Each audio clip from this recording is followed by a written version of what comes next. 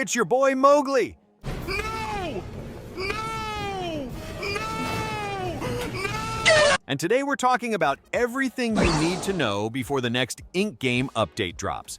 I've been digging around, checking the leaks, the Discord, the dev statements. Bro, I've got all the info for you right here. So instead of you running around confused like, wait, is the update today? Is it in 2099? Is P-Bert hiding again?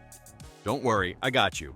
By the end of this video, you're gonna know exactly what's coming and how to get ready for those sweet free power rolls when they finally drop.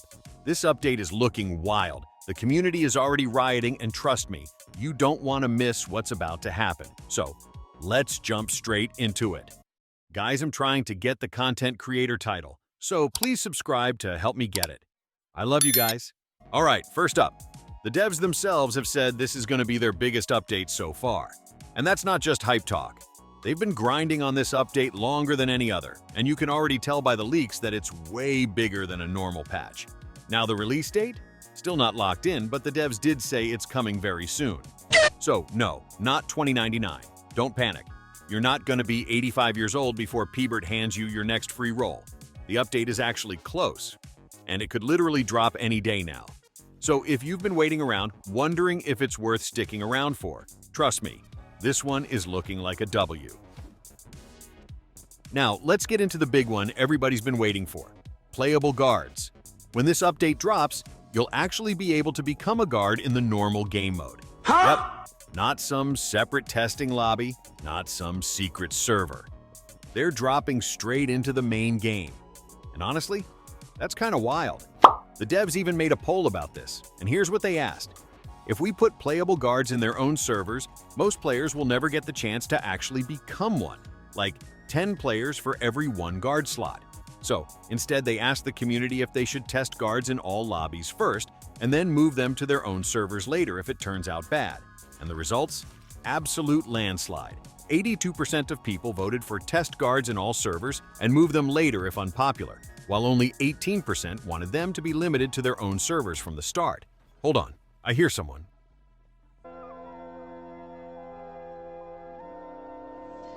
Guys, I might be cooked for real. What should I do? I don't know. I'm just gonna stay here.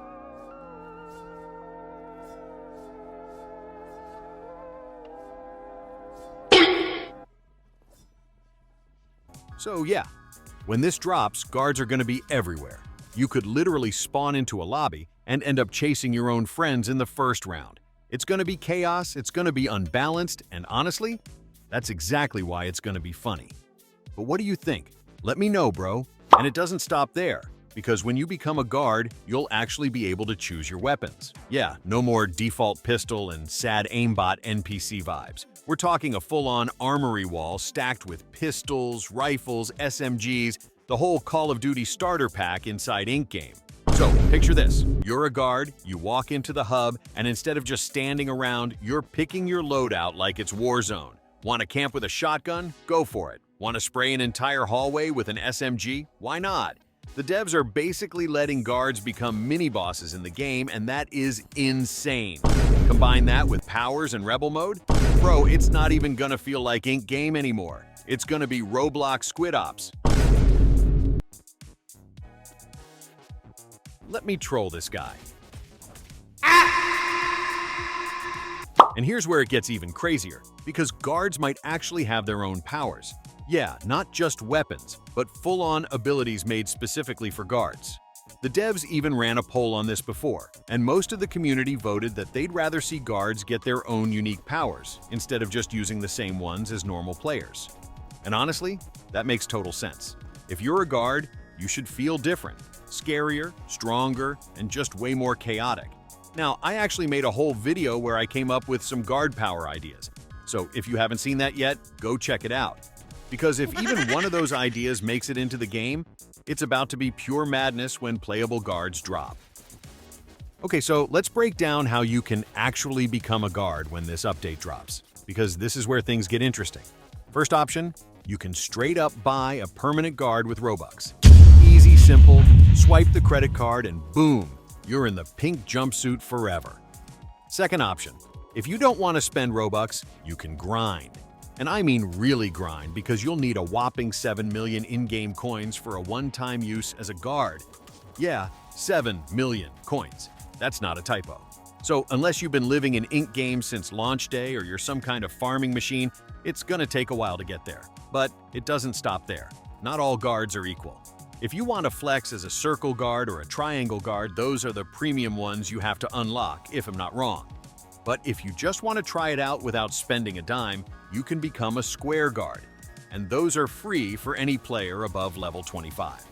Basically, square guards are like the entry-level guards, the everyone gets a taste version, while circle and triangle are for the sweaty rich kids or the Robux whales who want to flex on the lobby. And honestly, I kind of like this system. It gives free-to-play players a chance to jump in, while still giving people who spend coins or Robux something special to flex with. But let's be real, when this update drops, lobbies are about to look like a war zone. You're gonna see 10 square guards chasing players, while one dude with a triangle mask stands in the back flexing like he's the final boss. I'm hyped. Alright, now this might actually be the best part of the entire update, because we might finally be able to steal the Seeker's knife in hide and seek, and literally turn the tables as a hider.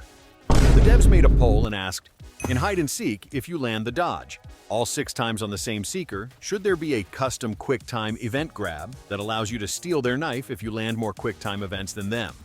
And the results? 96% yes. Only 4% said no. And let's be honest, those 4% are probably Seekers scared to lose their jobs. Just imagine the chaos. You're running, dodging perfectly, and then boom, you snatch the knife right out of the Seeker's hands. Suddenly the hunter becomes the hunted, and the Seeker's looking around like, wait, what do I do now? Meanwhile, the lobby's losing their minds because you just pulled off the most disrespectful play in ink game history. If this actually makes it into the update, hide and seek is going to go from scary to absolutely hilarious. And honestly, that's a W. And it doesn't even stop there, because the classic Dalgona challenge might actually be getting a full rework. Yep, no more sitting there stressing with your mouse like you're defusing a bomb. The devs are looking at ways to make it more fun, but more fair, and honestly a lot less rage-inducing. On top of that, they're also planning to add more vote options for the in-between games. Just like how you can currently vote for hide and seek or tug of war, you'll now be able to pick between new matchups, like jump rope or glass bridge. So basically, instead of the game deciding your fate, the lobby decides. Which means you're either going to pray the majority votes for something you're good at, or cry when everyone picks the one game you always lose. Imagine the chaos when 99% of the lobby picks glass bridge just to watch people fall. That's Roblox comedy gold right there. So yeah, this update is looking crazy. Guards, free rolls, stealing knives, Dalgona reworks, all of it. Make sure you sub so you don't miss it, and drop a comment on what part you're most hyped for. It's your boy Mowgli, signing off, before Peebert disappears again.